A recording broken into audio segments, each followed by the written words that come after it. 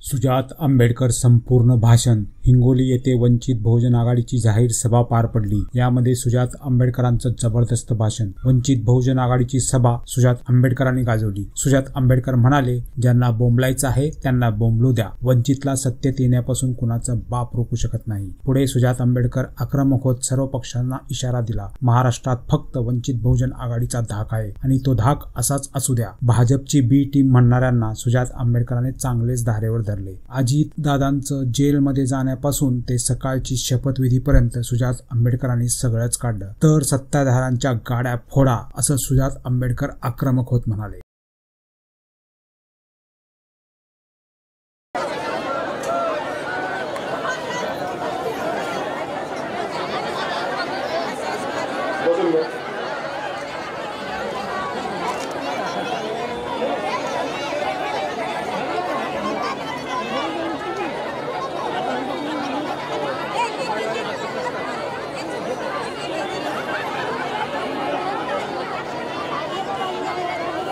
सुरू करायचं. मग सगळ्यांनी एकदा जोरदार घोषणा लावा. जय जय जय जय जय भीम. जय जय जय जय जय भीम. सुरुवातीलाच मला काही कार्यकर्त्यांसाठी आणि पदाधिकाऱ्यांसाठी काही सूचना द्यायची.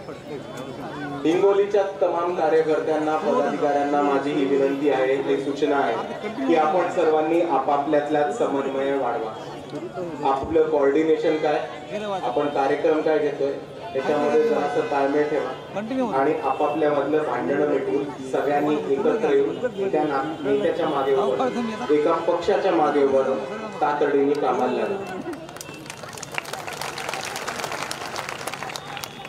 आपल्या सर्वांना माहिती आहे की आता आपल्या सर्वांसमोर स्थानिक स्वराज्य संस्थांच्या निवडणुका लागणार आणि ह्या स्थानिक स्वराज्य संस्थांच्या निवडणूक ज्या आहेत त्या निवडणुका मी मानतो की ह्या तळागाळातल्या कार्यकर्त्यांच्या निवडणुका आहेत आणि वंचित बहुजन आघाडी हा तळागाळातल्या कार्यकर्त्यांचा पक्ष असल्यामुळे ह्या येणाऱ्या निवडणुका त्या वंचित बहुजन आघाडीच्याच कार्यकर्त्यांच्या निवडणुका आहेत हे मला आपल्या सर्वांच्या समोर मांडायला हवं. आणि म्हणून मी इकडे म्हणतो की बाहेरनं किती लोक आली, कितीही मोठ्या नेत्यांनी आपल्या पक्षाकडे कोलंट्या उड्या मारल्या तरी स्थानिक स्वराज्य संस्थेमध्ये वंचित बहुजन आघाडीची तिकीट ही वंचित बहुजन आघाडीच्याच कार्यकर्त्यांना मिळणार आहेत, अजून कोणा नाही.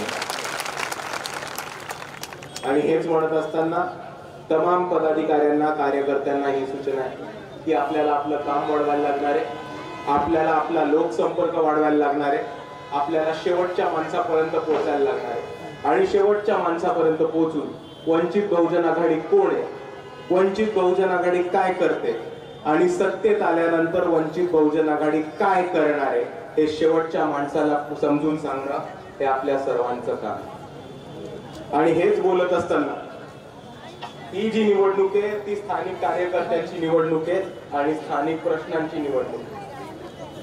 आपण मुंबईमध्ये काय केलं, अकोल्यामध्ये काय केलं, नांदेडमध्ये काय केलं, औरंगाबादमध्ये काय केलं हे तुमच्या वॉर्डामध्ये, तुमच्या गणामध्ये, तुमच्या गटामध्ये फरक पडणार आहे का?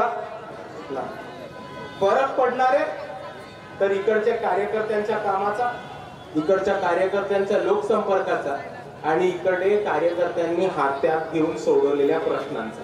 म्हणून परत एकदा मी तमाम कार्यकर्त्यांना पदाधिकाऱ्यांना एवढीच विनंती करतो की स्थानिक प्रश्न हातात घ्या, शेवटच्या माणसापर्यंत पोहोचवा, शेवटच्या माणसापर्यंत जाऊन त्यांच्या समस्या समजून घ्या. आणि जेव्हा तुम्ही इकडच्या तळागाळातल्या माणसाच्या, कष्टकऱ्यांच्या, शेतकऱ्यांच्या, सर्वसामान्यांच्या हातातले प्रश्न, पोटा पाण्याचे प्रश्न, जीवन मरणाचे प्रश्न जोपर्यंत हे हातात घेऊन सोडत नाही तोपर्यंत आपल्याला यश येणं स्थानिक स्वराज्य संस्थेमध्ये अवघड. पण त्याच बाजूला जर आपण सर्वांनी शेवटच्या माणसामध्ये पोहोचून प्रत्येक माणसाचा प्रश्न हातात घेऊन तातडीने कामाला लागला तर स्थानिक स्वराज्य संस्थेमध्ये, हिंगोलीमध्ये झेडपी असो, पंचायत समिती असो किंवा नगरपालिका असो, वंचित बहुजन आघाडीला सत्तेमध्ये येण्यापासून कोणी थांबवू शकणार नाही. पण मित्रांनो, हे तुमच्या सर्वांच्या हातात आहे. पुढच्या येणाऱ्या काळामध्ये तुम्ही किती लोकांपर्यंत पोहोचता, तुम्ही किती लोक पक्षापर्यंत जोडता, आणि तुम्ही किती किती लोकांची कामं करून देऊ शकता, लोकांची कामं सोडवून देऊ शकता, त्याच्यावरती हे पुढचं गणित राहणार आहे. आणि म्हणून मी म्हणतो की येणाऱ्या निवडणुका आपल्या हातात आहेत, आपल्या पदाधिकाऱ्यांच्या हातात आहेत.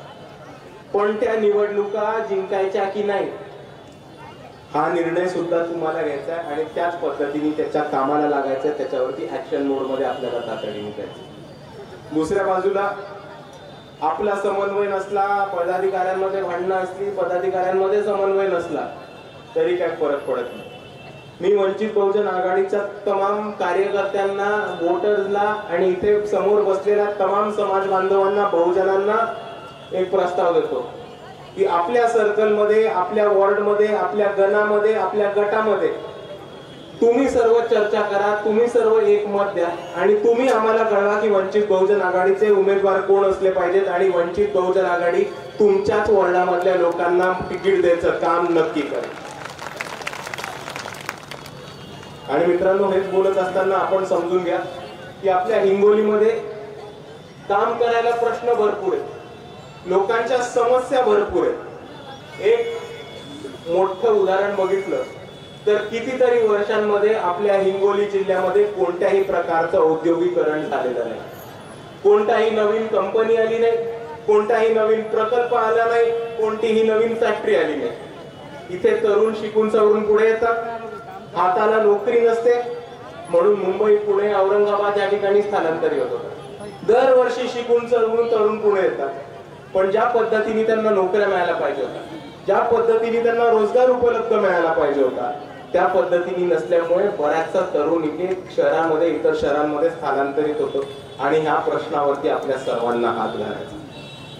कारण मुद्दा समजून घ्या मित्रांनो, हिंगोलीमध्ये शेतकऱ्यांना धरून, कष्टकऱ्यांना धरून आणि सर्वसामान्यांना धरून टेक्सटाईलचे प्रकल्प, सोयाबीनचे प्रकल्प, ऍग्रिकल्चरच्या फॅक्टरी त्या सहज उपलब्ध करून, उघड्यात करून इकडच्या तरुणांना, सर्वसामान्यांना, नागरिकांना रोजगार देण्याचं काम इकडच्या सत्ताधाऱ्यांना सहज करता आलं असतं. झेडपीच्या मार्फत करता आलं असतं, खासदारांना करता आलं असतं, आमदारांना करता आलं असतं, नगरपालिकेला करता आलं असतं. पण हे कोणीही केलं नाही. हे त्यांनी याच्यासाठी नाही केलं कारण इकडच्या सत्ताधाऱ्यांना, ज्या लोकांना आपण सत्तेमध्ये बसवले, ते उबाटा सेनेचे खासदार असो किंवा बाकीचे आमदार असो, त्यांना फक्त आणि फक्त स्वतःचे खिशे भरायचे आणि सत्तेमध्ये येऊन त्या सत्तेच्या जोरावरती पैसा कमवायचा. इकडच्या एकाही माणसाला सर्वसामान्यांचा उद्धार, गरिबांची मदत आणि तरुणांना रोजगार मिळवून द्यायचं काम करायचं नाही. आणि म्हणून मी आपल्या सर्वांना एवढंच म्हणेन की जर आपल्याला ही परिस्थिती बदलायची आहे तर आपल्याला वरती बसलेले सत्ताधारी बदलायला लागणार आहे. एकदा तुम्ही या सत्ताधाऱ्यांना निवडणुकीमध्ये पाडा, त्यांना घरी बसवा आणि कष्टकऱ्यांचा, शेतकऱ्यांचा, कामगारांचा, सर्वसामान्यांचा प्रतिनिधी सत्तेमध्ये बसवा आणि तो इकडे हिंगोलीमध्ये रोजगार उपलब्ध करून देण्याचं काम नक्की करेल. आणि ह्याच पार्श्वभूमीवर मी आपल्या सर्वांना आश्वासन देतो की जर वंचित बहुजन आघाडीचे जिल्हा परिषदेमध्ये आणि नगरपालिकेमध्ये सत्ता आली तर जिल्हा परिषदेमार्फत 5,000 रोजगार महिन्याला आणि महानगरपालिकेमार्फत 2,000 रोजगार महिन्याला उपलब्ध करून देण्याचं काम वंचित बहुजन आघाडी हिंगोली जिल्ह्यामध्ये नक्की करणार.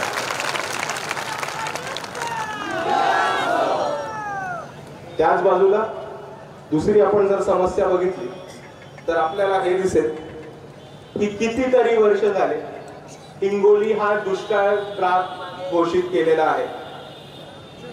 तरी इतक्या वर्ष झाली असेल तरी इकडच्या शेतकऱ्यांना विमा मिळत नाही, कर्जमाफी मिळत नाही आणि वसुली करायला येतात आणि वसुली आपल्याकडे वसुली करायला आले की त्यांना पाठराखण मिळतं इकडच्या सत्ताधाऱ्यांचं. आणि मित्रांनो, हे षडयंत्र समजा. शेतकऱ्यांची लूटमार करणं, शेतकऱ्यांच्या गरड्यावरती पाय ठेवणं आणि त्याच्यातनंच सावकारांनी, कारखानदारांनी स्वतःचे खिसे भरणं आणि इकडच्या प्रस्थापितांना, इकडच्या सत्ताधाऱ्यांना पैसे पुरवणं आणि त्यांनाच परत निवडून देणं, हे गेले 25 वर्ष साजिश आणि कट कारस्थान हे आपल्या हिंगोलीमध्ये उभं राहिलेले आहे.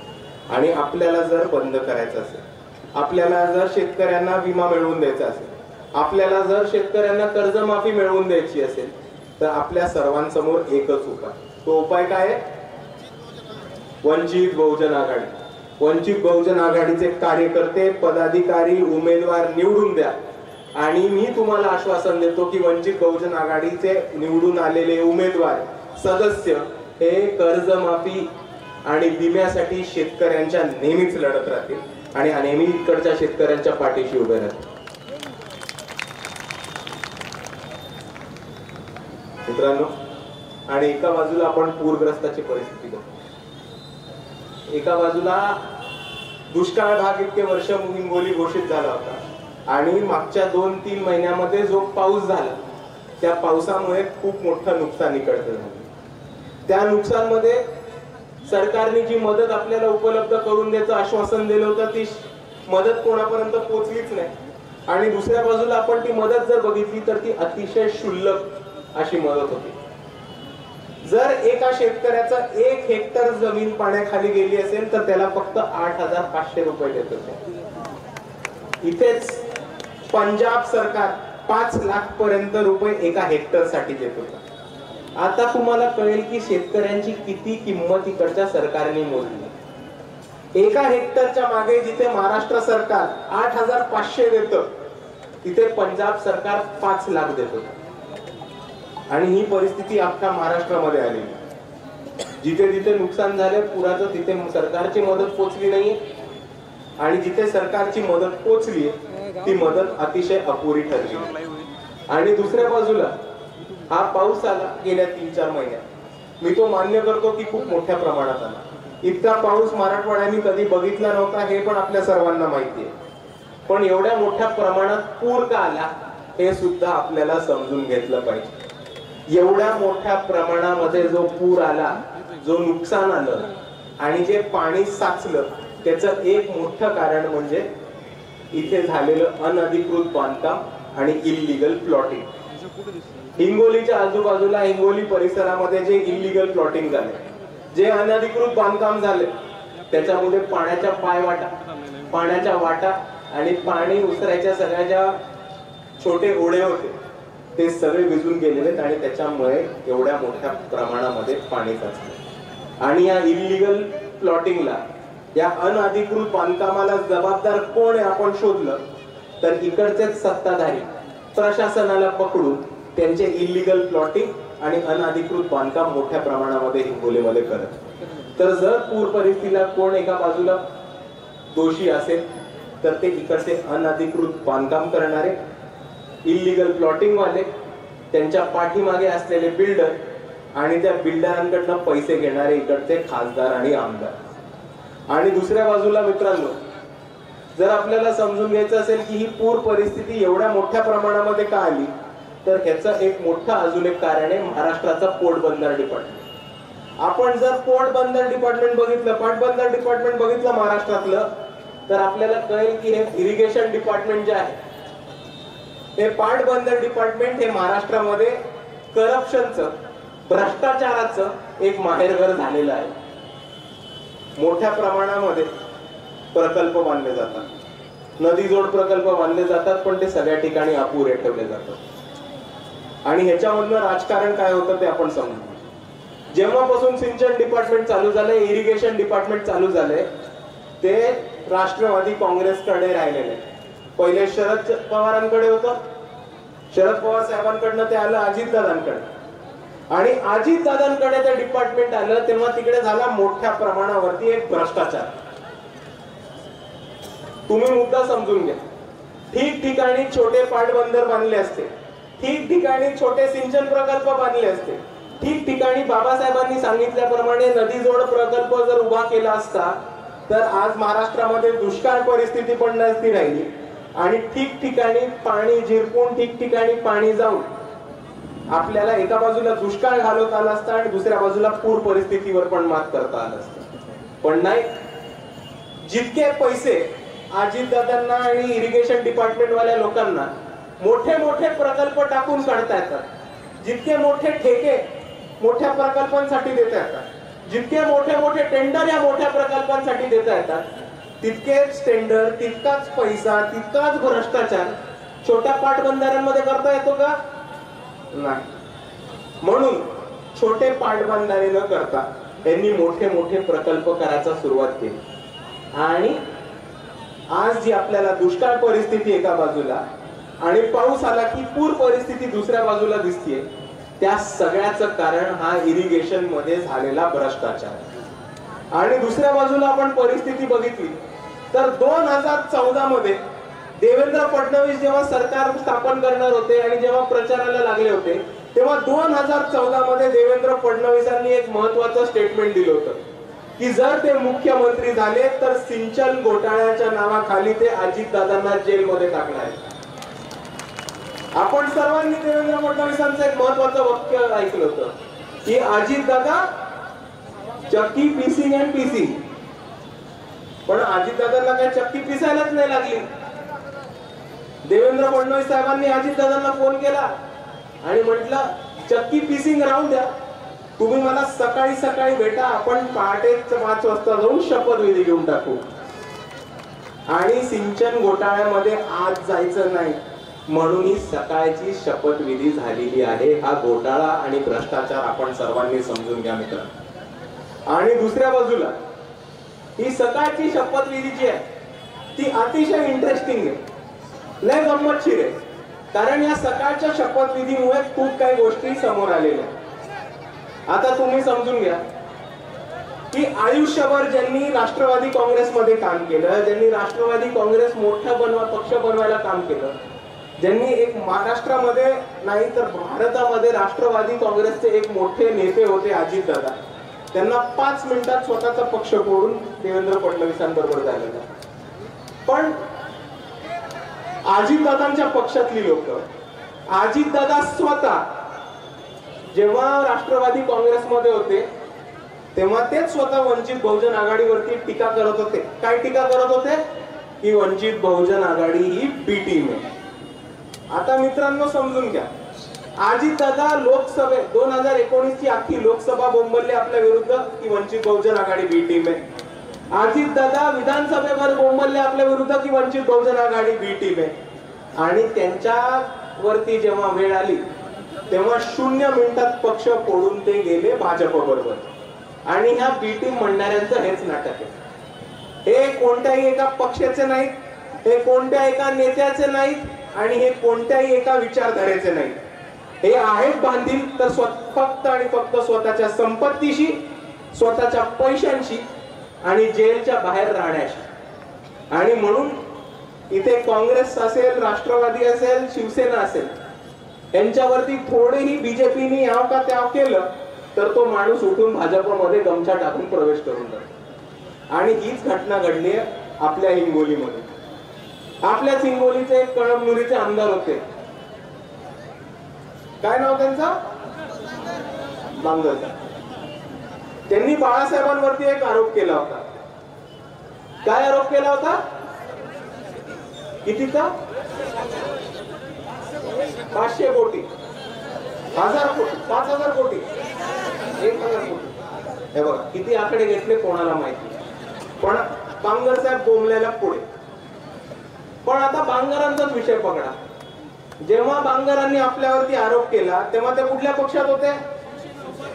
शिवसेना, उबाटा. तेव्हा उबाटा मालक होते. मालकाला खुश करायला वंचितला तर शिव्या द्यायलाच लागतात.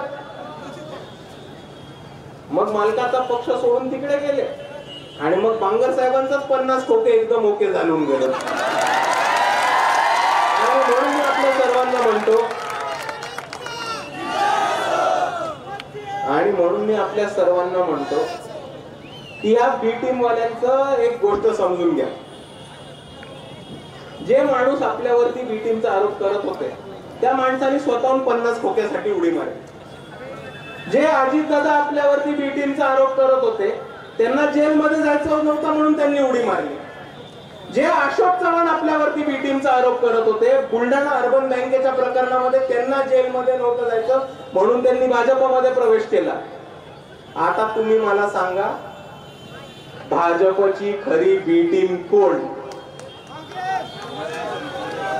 काँग्रेस. भाजपची दुसरी बी टीम कोण? राष्ट्रवादी काँग्रेस. आणि भाजपची तिसरी बी टीम कोण? शिवसेना उभाटा. आता मित्रांनो, मी तुम्हाला एक गोष्ट सांगतो, या येड्या बानकुळांना जितकं बोंबलायचंय तितकं बोंबलू द्या, आपल्याला फरक पडत नाही.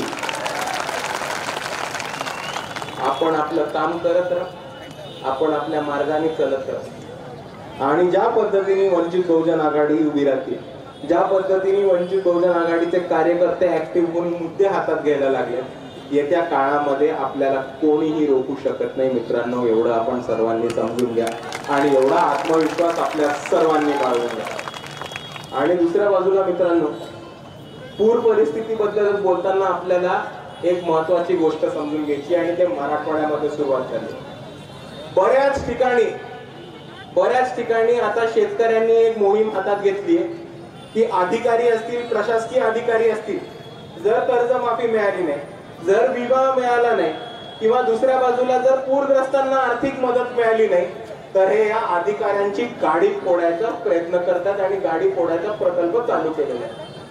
मला या शेतकऱ्यांना आणि या कष्टकऱ्यांना नुसती एक विनंती करायची आहे की हे प्रशासकीय अधिकारी जे आहेत, हे सरकारचे अधिकारी जे आहेत, ते नुसतं शासनाच्या आदेशावरनं आणि सत्ताधाऱ्यांच्या आदेशावरनं काम करतात. तुम्ही या गुलामांना, चाकऱ्यांना पकडून काही होणार नाही. तुम्हाला पकडायचं असेल तर पकडा आणि सत्ताधाऱ्यांच्या गाड्या फोडा, कारण सत्ताधाऱ्यांच्या गाड्या फोडल्याशिवाय आपले पैसे काय मान्य होणार नाही, ते आपल्या सर्वांनी समजून घेतलं पाहिजे.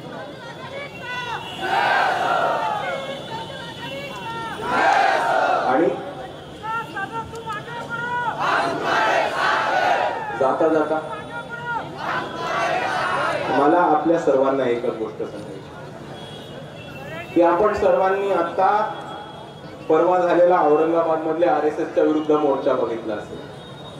आपण सर्वांनी या महाराष्ट्रामध्ये उभा झालेला सोमनाथ सूर्यवंशींचा लढा बघितला असेल. या दोन प्रसंगांमध्ये तमाम बहुजन, अख्खा समाज, मुसलमान, आदिवासी एक होऊन या दोन आंदोलनामध्ये आले. वंचितचे पदाधिकारी, वंचितचे कार्यकर्ते हे तमाम या दोन मोर्चांमध्ये, आंदोलनांमध्ये एक झालेले. आणि ह्या दोन्ही आंदोलनांमध्ये, मोर्चांमध्ये आपण 100% यश मिळवून दाखवलेलं आहे. आणि म्हणून मी आपल्या सर्वांना एवढंच म्हणतो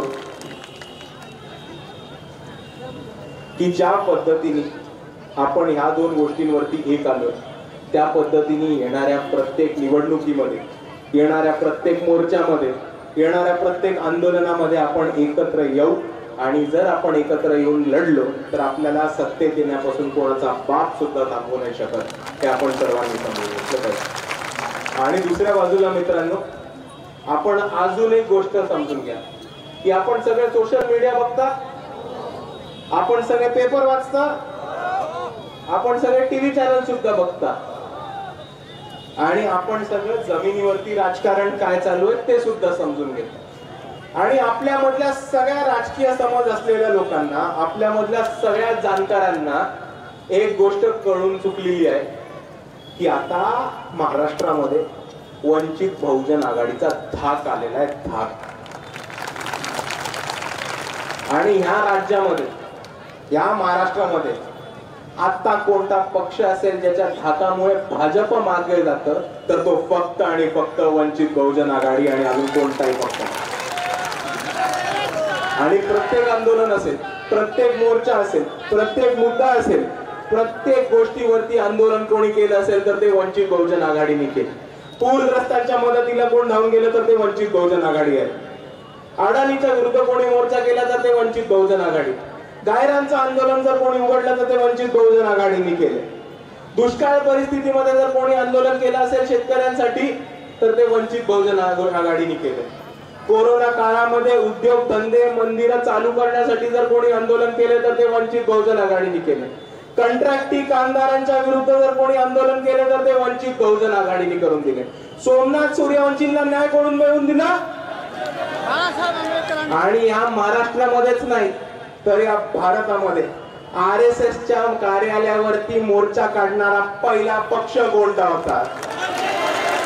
आणि म्हणून मी म्हणतो मित्रांनो, वंचितांचा धाक आलाय, हा धाक असाच राहिला पाहिजे एवढं म्हणून मी थांबतो. जय भीम, जय संविधान.